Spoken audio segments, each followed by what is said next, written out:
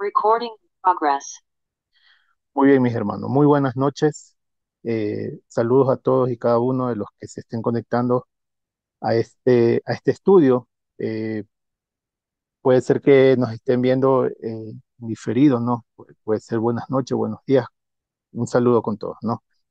Bien, hoy vamos a hablar de un tema muy importante que es indispensable, ¿no? Que nosotros podamos conocer al momento de leer las escrituras, sobre todo el Nuevo Testamento, ¿no? Hoy vamos a hablar de un tema eh, de corte académico. No pertenecemos a la academia, pero tratamos de hacer este trabajo de una forma muy académica, esperando que cada una de las personas que vean este estudio, pues poder aportar nosotros al conocimiento que ellos buscan adquirir, ¿no? Entonces hoy vamos a hablar del tema de la datación de los evangelios. Voy a compartir pantalla para dar inicio. Entonces, ese es el tema de, de esta noche. Estamos transmitiendo desde aquí, de Ciudad Esperanza. Entonces, este es el tema de esta noche. Vamos a hablar sobre la datación de los evangelios. Y para que podamos nosotros dar inicio a este tema, pues bueno, vamos a mencionar en este tema algunos puntos, algunas secciones que de antemano, pues deseo que conozcan, ¿no? Cómo va a estar formulado este estudio. Y ahí viene, pues, ¿no? Las secciones que vamos a estar viendo en este estudio son, primero que todo, pues, hacer un análisis histórico sobre la datación de los evangelios, de los cuatro evangelios. Vamos a hablar sobre evidencias patrísticas, vamos a hablar sobre primeras recopilaciones que se hace de estos cuatro evangelios. También estaremos presentando evidencias en manuscritos y vamos a conocer también estos conceptos que en algún momento pues no lo he hecho, no lo he presentado anteriormente, y siempre que se ha estado impartiendo estas clases de corte académico, siempre mencionamos lo que es papiros, pergaminos, códices.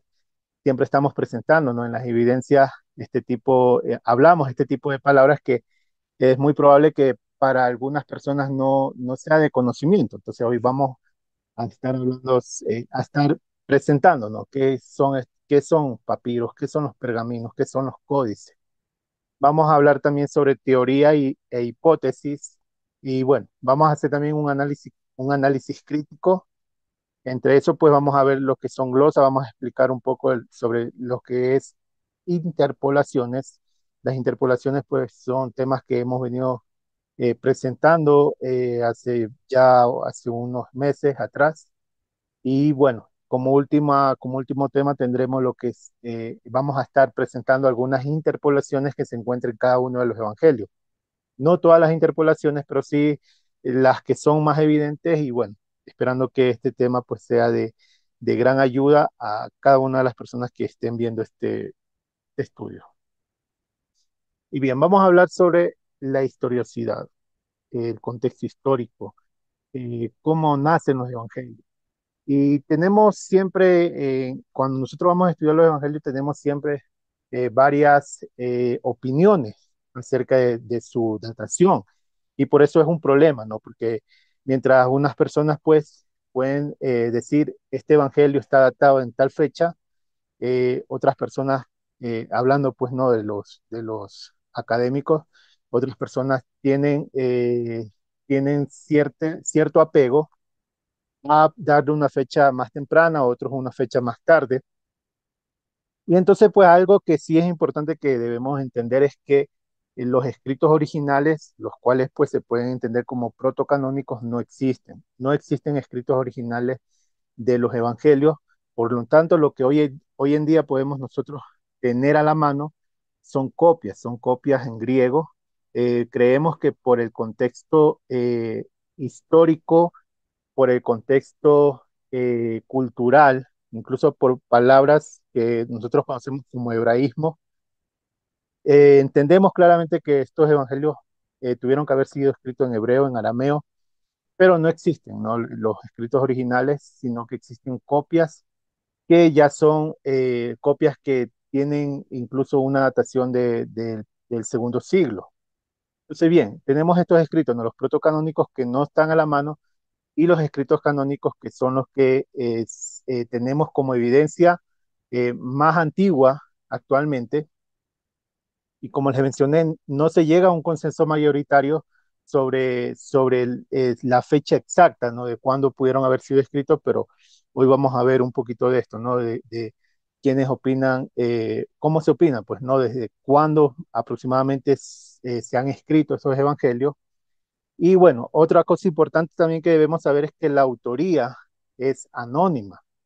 Quiere decir que no porque usted lea el Evangelio de Mateo, el Evangelio de Marcos, de Lucas, de Juan, quiere decir que los personajes tenían estos nombres y pues bueno, le pusieron estos nombres a los evangelios, ¿no? Son nombres que se les puso, se les otorgó, en este caso, eh, puede ser los padres de la iglesia, ¿no? Le empezaron a llamar de esta manera a los evangelios y bueno, con el tiempo pues se le dio este nombre a cada uno de los evangelios, pero esos no son los nombres de las personas que escribieron, pues, o sea, no, algunos pues creen no saber quiénes fueron y hoy vamos a ver también la opinión de los padres de la iglesia de quiénes ellos dicen que escribieron los evangelios. Y bueno, la versión final contiene añadidos tardíos. Eso es algo que les he venido mencionando, ¿no? En los estudios que se han estado impartiendo en este canal y en esta plataforma del Ministerio Verdad de Vida, que todos los evangelios y las cartas paulinas, las cartas apostólicas, pues tienen contenidos que han sido añadidos tardíamente. Entonces, bien, hoy como estamos hablando de los evangelios, vamos a dedicarnos a los evangelios. Entonces, como ya les mencioné, hay un problema con la fecha de datación, pero según la tradición cristiana plantea que la datación tiene que ser antes del año 70, que es la caída del templo, por todos los relatos que se comentan ahí dentro de los evangelios, pues bueno, también las palabras del Mesías que dice que menciona, ¿no? Acerca de la caída del templo, hace una profecía acerca de la caída del templo. Entonces eso nos da a entender claramente que los evangelios fueron escritos antes del año 70. Ahora, como les mencioné, ¿no? Los nombres de los evangelios no son específicamente esas personas quienes escribieron los evangelios. Pero bueno, se cree que el evangelio de Mateo fue un levita quien escribió este evangelio, que era apóstol. El Evangelio de Marcos se cree que fue el acompañante de Pablo, que se lo conoce como se me fue, Juan Marcos. El Evangelio de Lucas también se le da eh, la autoría a un levita, no se especifica bien el nombre, pero bueno, a un levita. Y el Evangelio de Juan, pues también se le da la mención de que fue escrito por el apóstol Juan. Bien, ahora, vamos a ver estos manuscritos, los manuscritos que tenemos existentes eh, a- en el momento de investigar, ¿no? O sea, no, como ya les mencioné, no existen las copias, o por lo menos los escritos originales, no existen. Tenemos copias que ya vienen a dar desde el siglo II en adelante. Y pues bueno, como les mencionaba, las primeras copias completas son de alrededor del año 200. Hay algunas que son del año 125, 175, como el Evangelio de Juan, y las copias más antiguas del Nuevo Testamento, ya como el estilo de Biblia, ¿no? Como un libro, los más antiguos están en los códices, y uno de los códices más antiguos es el códice sinaítico, ¿no? Que data del siglo IV. Como ustedes pueden ver, en el lado derecho, en el lado derecho, aquí pues vamos a ver los libros, ¿no? Los evangelios, el Evangelio de Mateo, los manuscritos que tenemos del Evangelio de Mateo en cuanto a papiros. Ahí ustedes pueden ver el papiro 1, papiro 19, papiro 21, el papiro 25, papiro 37, papiro 45, 53, 64, el papiro 67, el 70, el 77, el 101, el 103 son los papiros que existen en la actualidad del Evangelio de Mateo. Y la fecha de datación que le dan por los papiros que se han encontrado son de aproximadamente entre el año 150 al año 250. Esto es como evidencia de los escritos griegos, de las copias griegas, ¿no? Esto es la datación que le dan a estas copias griegas. El único manuscrito que tenemos del Evangelio de Marcos se encuentra en el papiro 45. En algunas ocasiones hemos mencionado este papiro porque es el papiro que contiene eh, casi en su totalidad las cartas de Pablo, ¿no? Entonces, bien, ahí también se encuentra el Evangelio de Marcos. La datación de este papiro es del año 250. En el Evangelio de Lucas tenemos el papiro 4, el papiro 69, el papiro 75 y el papiro 45. De igual manera, le dan una datación de entre el año 175 a los 150 de estos papiros, ¿no? Y del Evangelio de Juan tenemos el papiro 5, el papiro 6, el 22, el 28, el 39, el 45, el 52, el 66, el 75, el 80, el 90, el papiro 95 y el papiro 106. Esto es del Evangelio de Juan y le dan una datación. El Evangelio de Juan son los papiros que contienen, son de los más antiguos que existen. Como ustedes pueden ver, los más antiguos están de entre el año 125 y de ahí hasta el año 250, que son los papiros que tenemos actualmente. Hablando solo de papiros, porque los códices son del siglo cuarto en adelante. Bien. Ahora, algo importante que ya lo había mencionado en una clase acerca del Evangelio de Marcos, como estamos exponiendo el Evangelio de Marcos verso a verso y eh, dando estas evidencias, ¿no? De pequeños versos que han sido introducidos como interpolaciones y que, bueno, las vemos dentro de la traducción de Reina Valera.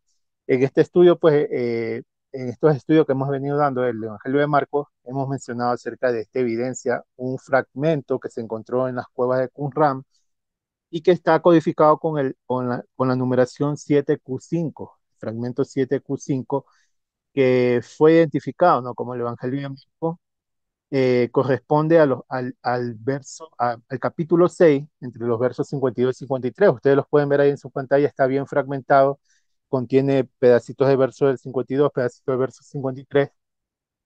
Y se cree que este evangelio fue enviado a Jerusalén por los nazarenos que vivían en Roma.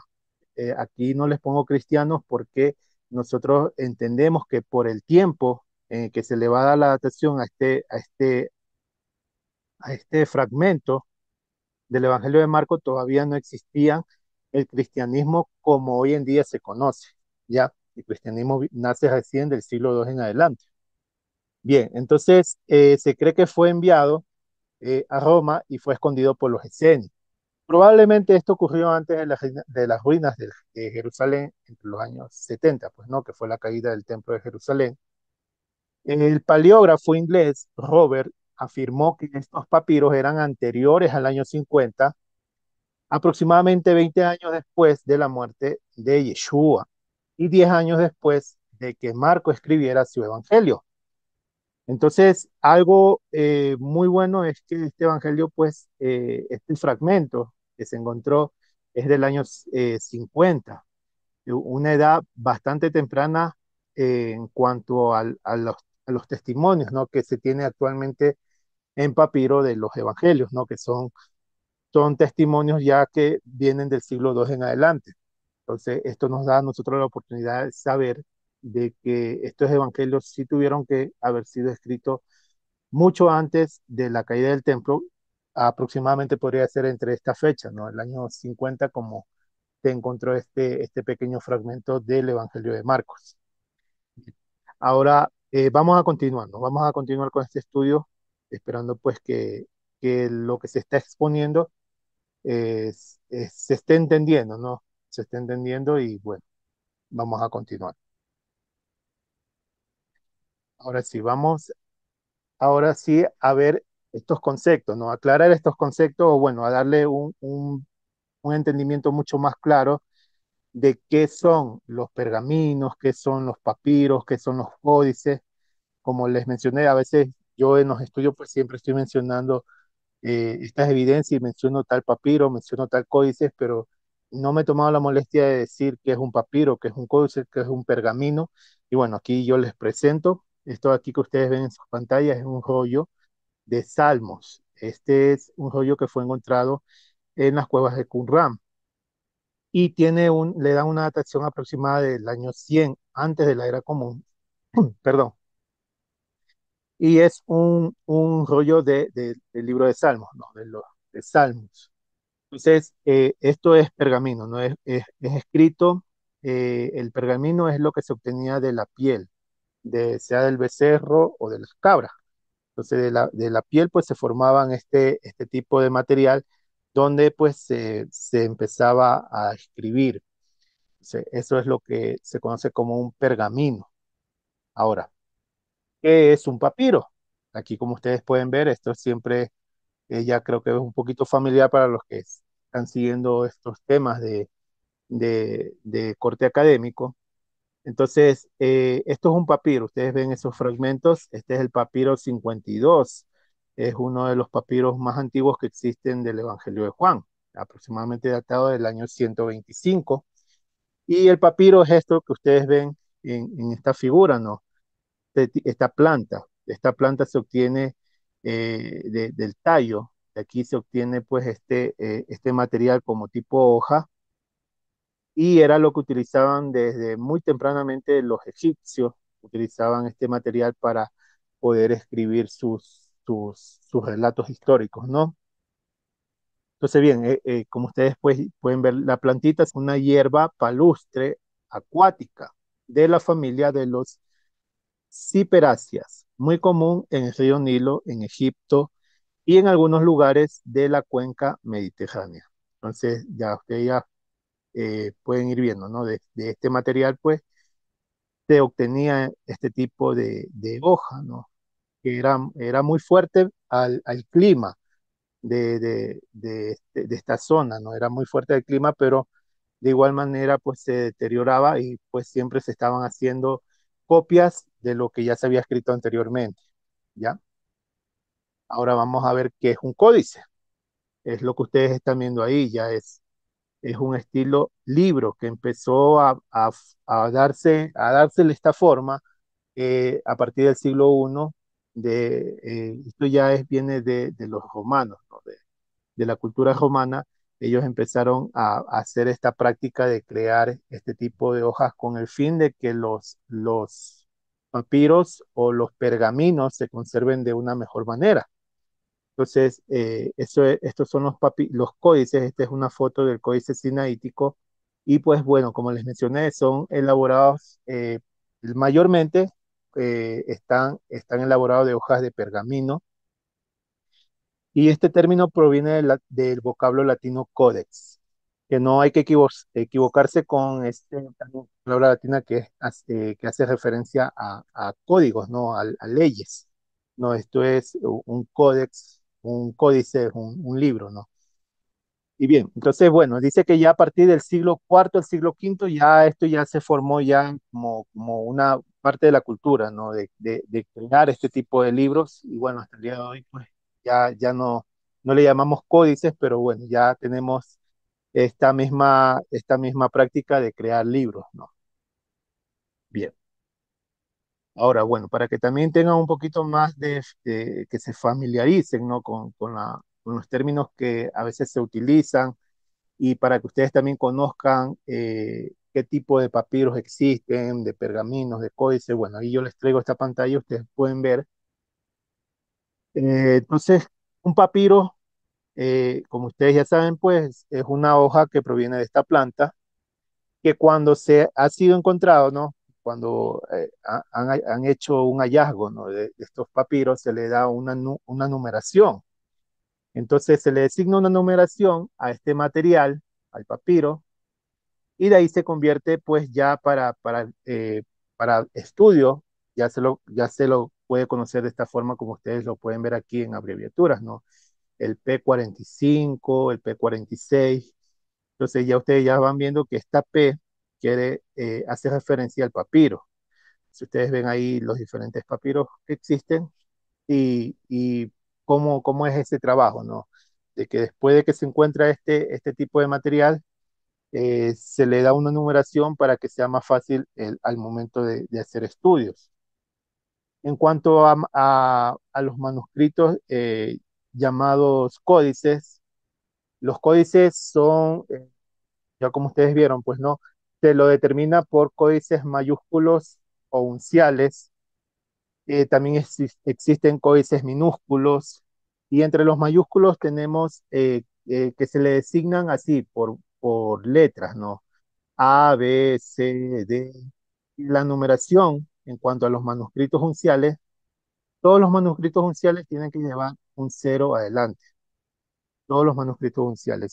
Si hay un manuscrito que solamente es como lo que ustedes ven aquí en número, quiere decir que no es un manuscrito uncial.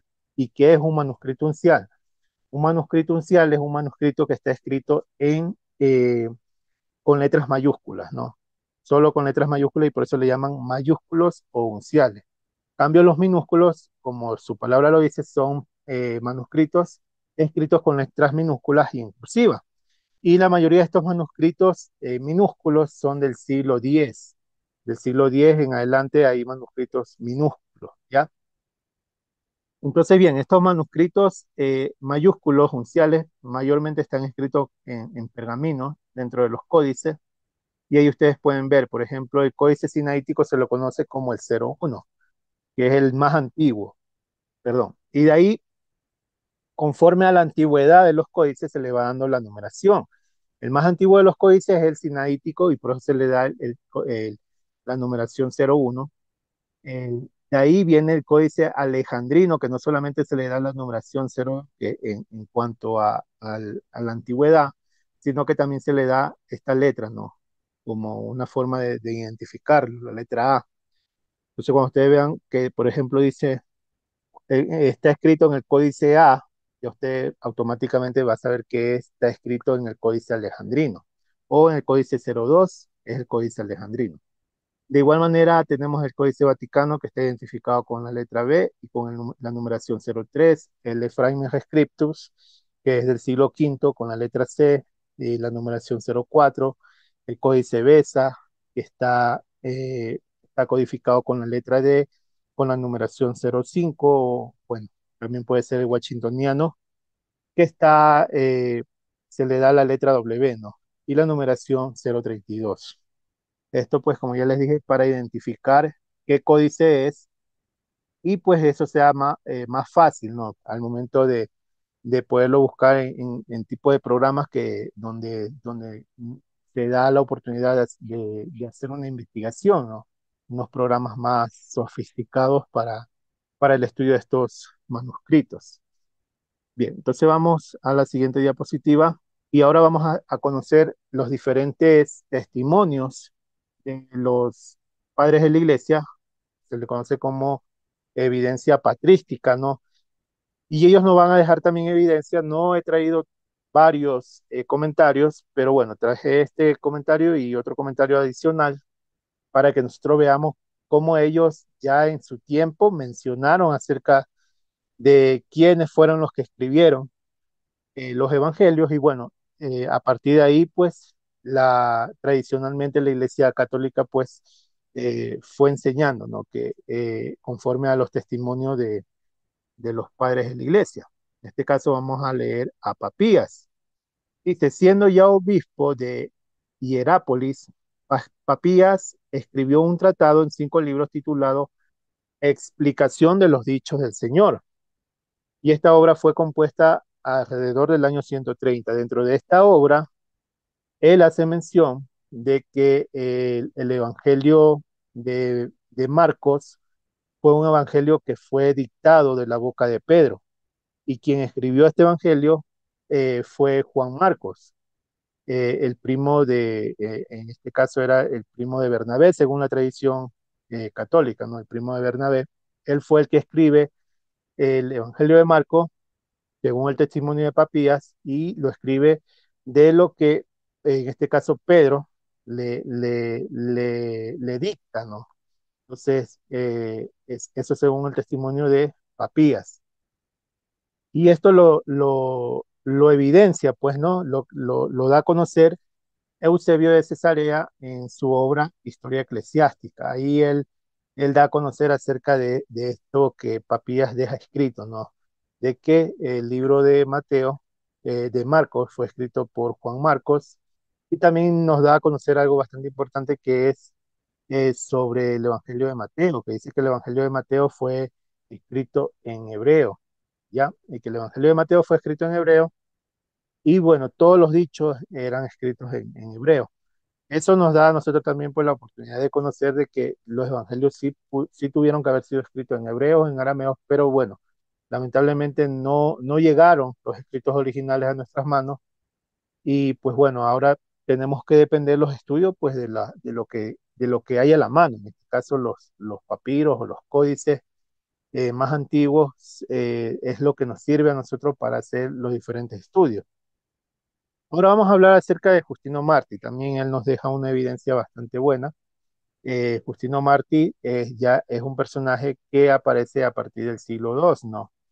Y bien, dice, cuando una estrella se elevó en el cielo, en el momento de su nacimiento, como está registrado en las memorias de sus apóstoles, los magos de Arabia vinieron y le adoraron. Esto está escrito en Primera Apología 67.3 de Justino Martí.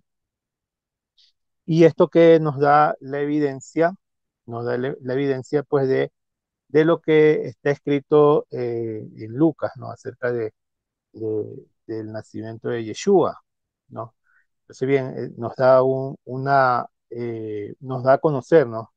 Acerca de que ya este relato se conocía en el tiempo de Justino Mártir, que podríamos decir aproximadamente entre los años 150 en adelante, ¿no? Que pudo haber escrito esta apología. Bien, hay algún detalle más que yo les daré más adelantito acerca de esto, ¿no?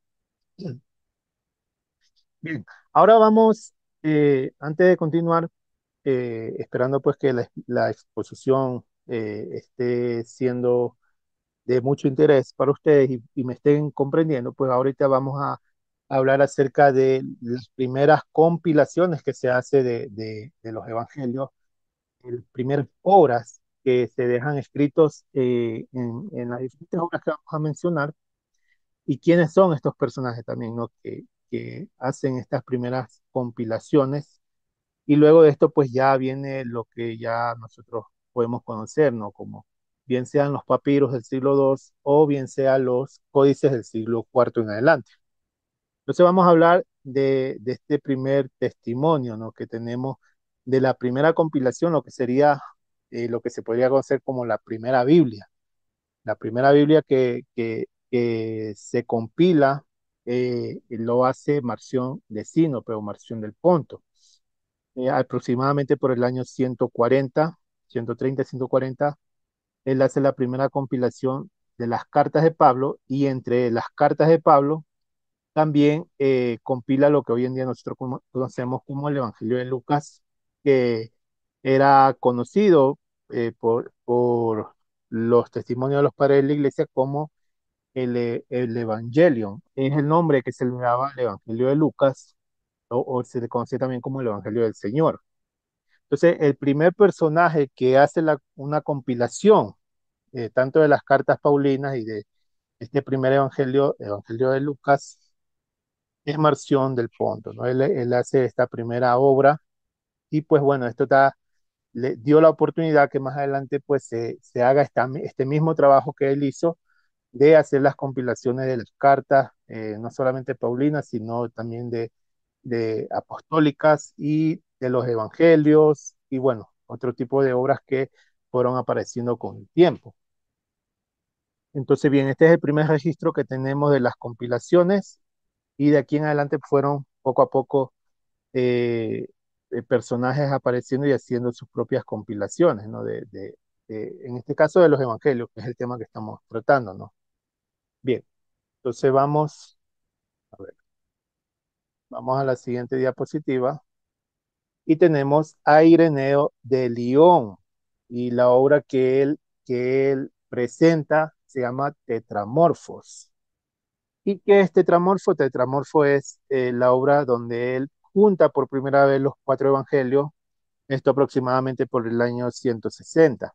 Él hace la primer compilación de los cuatro evangelios y pues trata como de hacer una armonización de los cuatro evangelios, pero lamentablemente pues bueno, no se le dio la importancia de la obra de Ireneo León y casi en el mismo tiempo aparece esta obra que se llama Diatesarón. Diatesarón es una obra presentada o bueno, hecha por Taciano el Sirio. Taciano el Sirio era un discípulo de Marción y él hace también la misma labor, ¿no?, que hace Ireneo de León, de compilar los cuatro evangelios y él armoniza los cuatro evangelios, quiere decir que él trata de que, por ejemplo, si en el evangelio de Marcos decía tal frase, en el evangelio de Mateo también la diga de la misma manera, ¿no? Entonces, eso es armonizar. Y pues bueno, aquí poco a poco van haciendo también este tipo de prácticas, ¿no?, que tenían también los escribas de buscar armonizar los textos eh, de una forma pues que hoy en día pues a nosotros también nos da la oportunidad de conocer que no porque está escrito ahí en la Biblia en español pues es así, sino que hubo esta práctica de los copistas de, de armonizar los textos y pues bueno, ahora nosotros vemos que existen también este tipo de interpolaciones en las escrituras. Entonces, bien, Tassiano era el discípulo de Marción del Ponto y él hace esta compilación que sí se le dio importancia, esta obra que se llama Diatesarón. Y bueno, de aquí en adelante, pues, incluso está también lo que se conoce como el se me fue, el Muratori, esta obra de Muratori, que es la obra que ya prácticamente compila todos los evangelios y las cartas de Pablo, y bueno, ya es prácticamente ya una Biblia, ¿no? La Biblia, se puede decir la Biblia más antigua, esta obra llamada Muratori, ¿no? Bien, ahora vamos a continuar con esto de aquí, ¿no? Los evangelios sinópticos. Es importante, ¿no?, que tal vez no conozcan los términos, pero ustedes pues sí conocen de que por ejemplo, Mateo, Marcos y Lucas comparten información, ¿no? Y a ese material, ¿no?, que comparten información se le llaman los evangelios sinópticos. Y como ustedes pueden ver en esta gráfica, por ejemplo, del evangelio de Marcos tenemos el 76% del evangelio de Marcos comparte estas narrativas con Lucas en un 41% y con Mateo en un 46%. O sea, 41% de Lucas es material de Marcos, el 46% de Mateo es material de Marcos. Ahora, hay material de Marcos que comparte solamente con Lucas, ya eso está aproximadamente en un 3%, ¿no? Que es sí, que es el material que comparte con Lucas, y bueno, ese material en Lucas es un 1%. Solo material que podría compartir Marcos con Lucas, ¿no?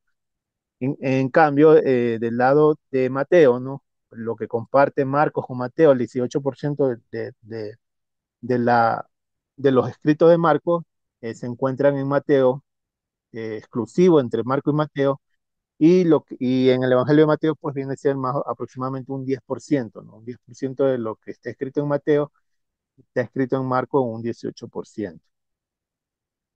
Y también hay material que solamente comparte Lucas y Mateo. En este caso, como ustedes pueden ver, lo que se conoce como doble tradición, casi idéntico, ¿no? Casi idéntico lo que comparten Lucas con Mateo en un 23 y un 24% en Mateo. Entonces, bien, a esto se le conoce como los evangelios sinópticos y asimismo cada uno tiene material propio, material que solamente se encuentra en ellos. Por ejemplo, un 3% del material de Marcos solamente lo va a encontrar en el Evangelio de Marcos. Un 35% de lo que encontramos en el Evangelio de Lucas solo va a estar en Lucas, no va a estar ni en Marcos ni en Mateo. Y un 20% de lo que está escrito en Mateo solo es material de Mateo, exclusivamente de Mateo. Bien. Ahora vamos a hablar acerca de algunas hipótesis, ¿no? No vamos a hablar de todas las hipótesis, vamos a tocar solamente una y luego vamos a tocar otra hipótesis más. Y bueno, esto es un tema bastante extenso. Yo lo que trato es de hacer un tema lo más resumido posible, pero que sea un tema, llamémosle, un tanto completo, ¿no? Para que usted pues tenga también la oportunidad de hacer su propia investigación y bueno, también ilustrarse mucho más acerca de este conocimiento, ¿no? Bien, ahora, esta hipótesis que se llama la hipótesis agustiniana, propuso en su tiempo, de que el Evangelio de Mateo fue el primer evangelio escrito y que de aquí de Mateo pues se tomó para poner material en Marcos y de Marcos se puso material en Lucas. Y se llama hipótesis agustiniana porque esta fue la hipótesis que propuso Agustín de Hipona, uno de los primeros obispos y padres de la iglesia del siglo V. Y esto es lo que dice en su obra de Consensum.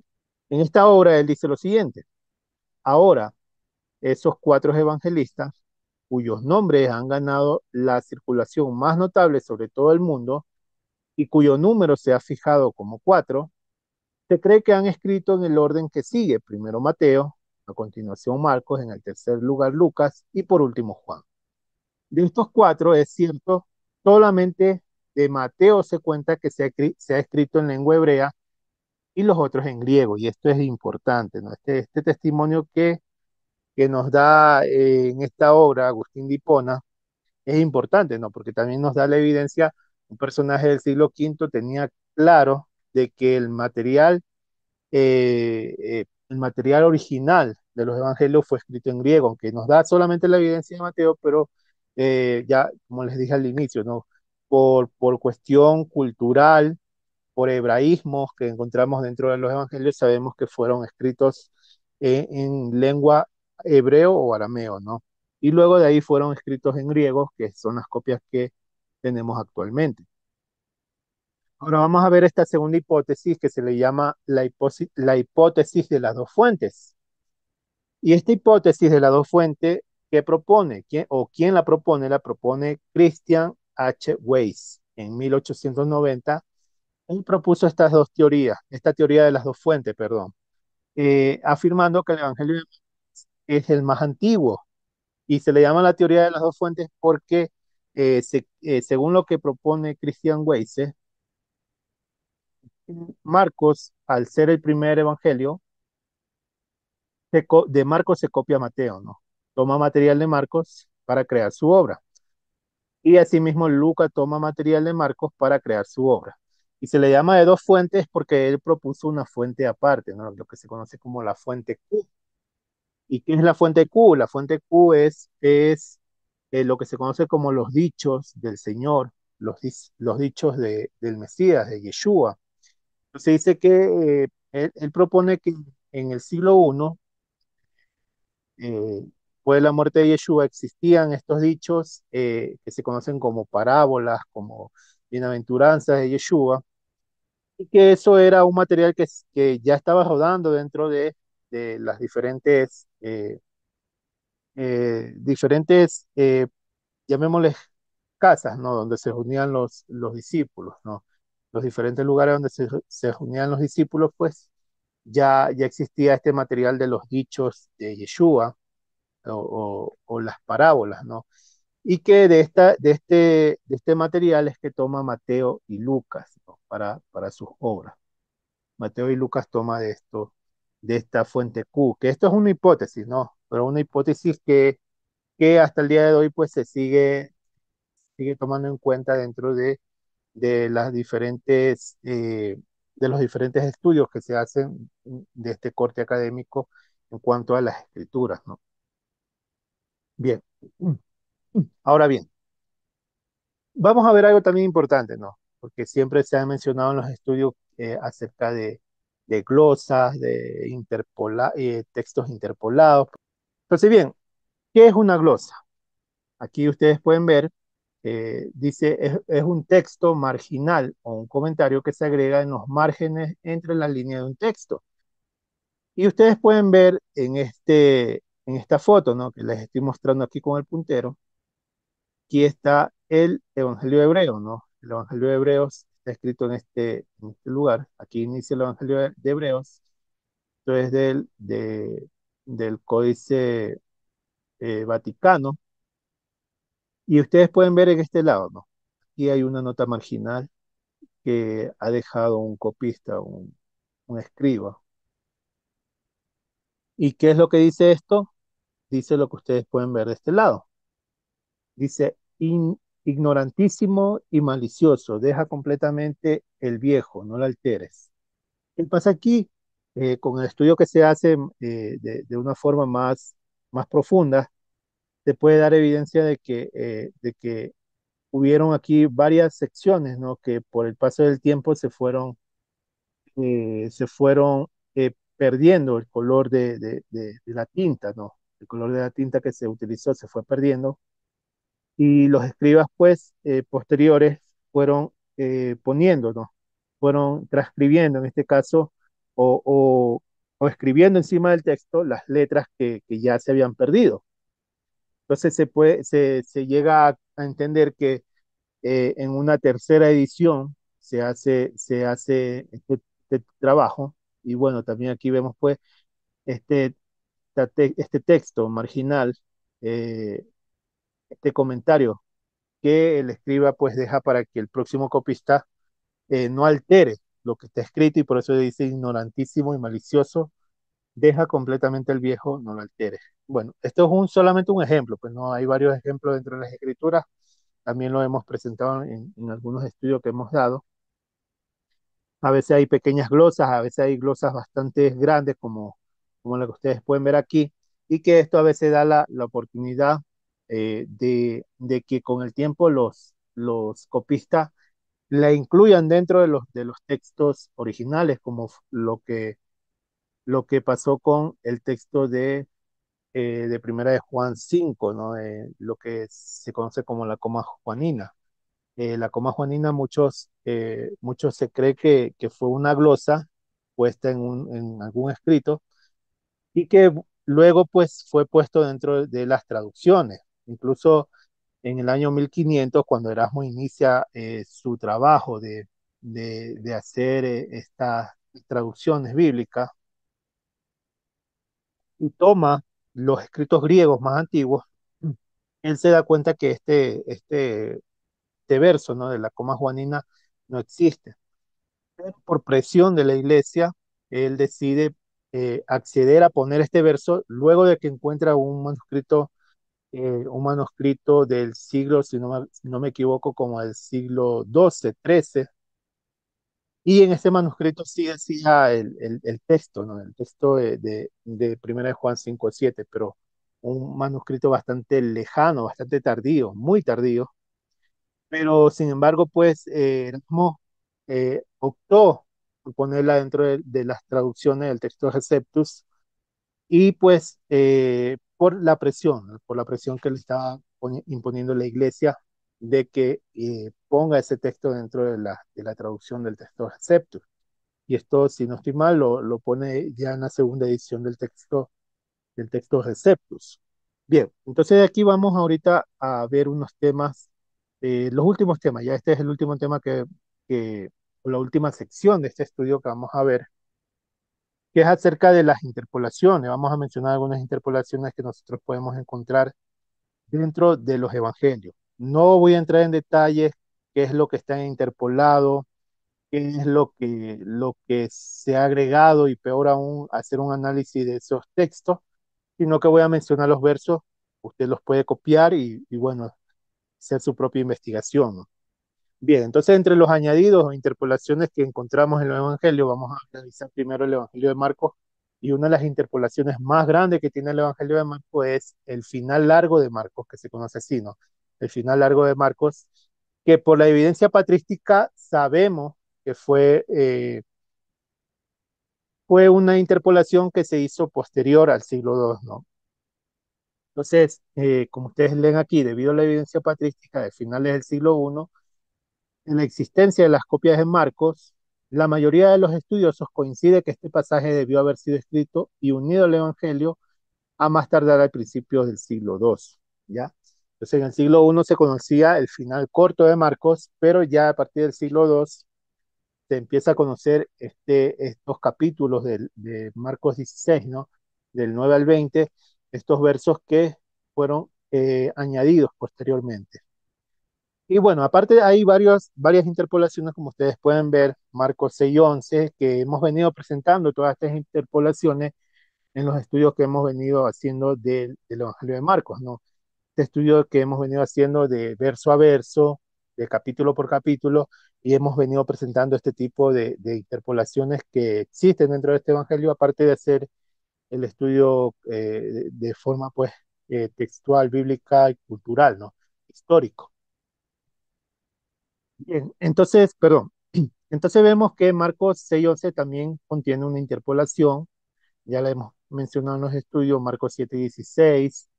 Vemos también estos últimos estudios que hemos presentado acerca de Marcos 9 y sobre todo Marcos 9:29, que es el verso donde habla acerca de que este género no sale sino con oración y ayuno. Y esa palabra ayuno, kainesteia, es lo que se le agregó eh, tardíamente al texto de Marcos, ¿no?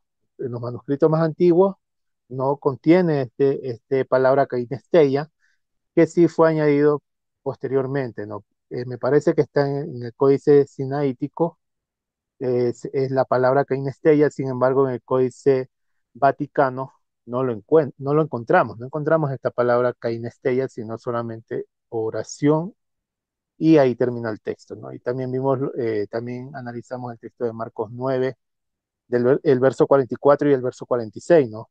Donde habla acerca de que el gusano no muere y el fuego no se apaga, acerca de la teología cristiana acerca del infierno, pues vimos claramente que son versos que están interpolados, ¿no? Y bueno, también podemos mencionar Marcos 11:26. Y bueno, como les dije, también hay muchos versos más, pero no estoy presentando todo, ni estamos haciendo un análisis de los textos, sino simplemente presentando en qué secciones de los evangelios existen interpolaciones. Ahora vamos a ver sobre el Evangelio de Mateo y bueno, uno de los textos que también hablamos o también tocamos dentro del estudio de Marcos es el texto de Mateo 17:21 que contiene toda la oración, ¿no? Acerca de lo que dice Yeshua, de que este género no sale sino con oración y ayuno. Todo ese texto de Mateo 17:21 no se encuentra en los manuscritos más antiguos. Sin embargo, en las traducciones en las traducciones que conocemos como Reina Valera 1960, incluye este verso que no se encuentra en los manuscritos más antiguos.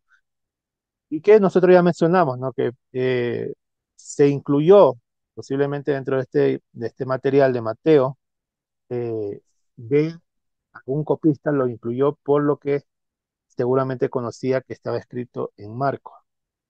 Bueno, también tenemos Mateo 18:11, Mateo 23:14 y Mateo 28:19 entre las interpolaciones de Mateo y bueno, hay muchos textos más, pero en algún momento hemos de profundizar en un estudio mucho más completo de cada uno de los evangelios, ¿no? ¿Cómo lo estamos haciendo con el Evangelio de Marcos? Ahora vamos al Evangelio de Lucas. El Evangelio de Lucas, según algunos comentarios patrísticos, algunas evidencias que han dejado los padres de la iglesia, mencionan que en la compilación que hace Marción del Ponto, como ustedes ya conocieron en antes, hace un momento, perdón, la compilación que se llama Apostolicón, en esta obra que recoge Marción del Ponto no se encuentran los versos 1 y perdón, el capítulo 1 y el capítulo 2 de Lucas. Y bueno, algunos de los comentarios también que hacen los padres de la iglesia es que en este caso dicen que Marción mutiló el Evangelio, mutiló los textos, incluso algunas de las cartas de Pablo, ¿no? ¿Por qué? Porque por su creencia, en este caso, sus teorías en cuanto al conocimiento que él tenía de las escrituras, pues no era compatible con lo que decían las escrituras que él había compilado, y por eso es que algunos padres de la iglesia, luego de la muerte de Marción, que ellos analizan esta obra, ellos mencionan, ¿no?, que Marción hizo una mutilación de texto, de los textos, y en este caso de Lucas dice que él mutiló el primer capítulo del el segundo capítulo de Lucas. Bueno, ahí yo les dejo la información, ustedes pueden hacer su propia investigación. Y también pues, vamos a mencionar estos otros capítulos y versos de Lucas, por ejemplo, Lucas 17:36, Lucas 22 del verso 43 al verso 44, como ustedes ya han venido siguiendo estos estudios, pues sabrán que ese texto es de lo que se habla acerca del sudor de sangre de Yeshua. Otro texto interpolado está Lucas 23:17 o Lucas 23:34, en esa oración donde dice, Padre, perdónalos, en el momento de que estaba en el madero, Yeshua. Ese texto también, según la evidencia de los manuscritos más antiguos, dicen que es una interpolación. Y vamos al último evangelio, el evangelio de Juan, que les traje estos dos versos, ¿no? Son los textos mucho más conocidos dentro del mundo de la academia cerca de las interpolaciones del Evangelio de Juan. Hay muchos textos más, pero por falta de información, pues no lo he puesto aquí dentro de esta, eh, de este estudio.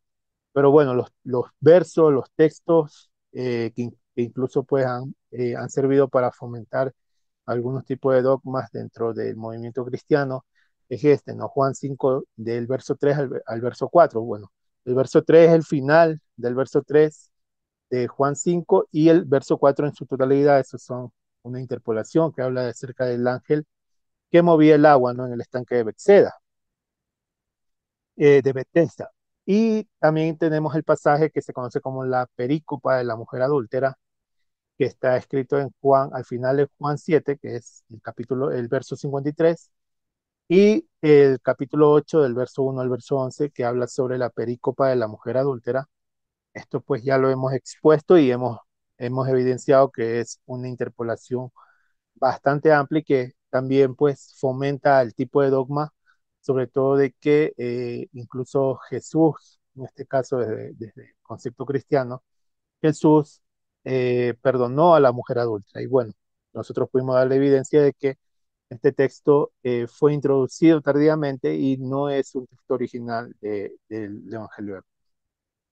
Y bien, aquí hemos llegado al final de este estudio, eh, deseando pues que lo que hemos expuesto, bueno, lo que he expuesto en este estudio sea de mucho interés de cada uno de los que nos estén escuchando, y que sobre todo sirva, ¿no? Sirva para que cada una de las personas que vayan a ver este estudio en el canal de Ciencias Bíblicas, Ministerio de Verdad de Vida, les ayude, les sea un material muy útil en sus investigaciones, ¿no? Porque para eso estamos para investigar, estamos para poder ir cada día llenándonos de conocimiento, sobre todo de esta línea, ¿no?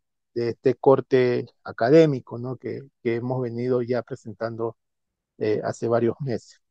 Bien, mis hermanos, aquí me despido, les agradezco por haberme acompañado y espero pues verlo pronto o poder presentarles pronto un nuevo tema. Que tengan muy buenas noches, mis hermanos, que descansen. Shalom.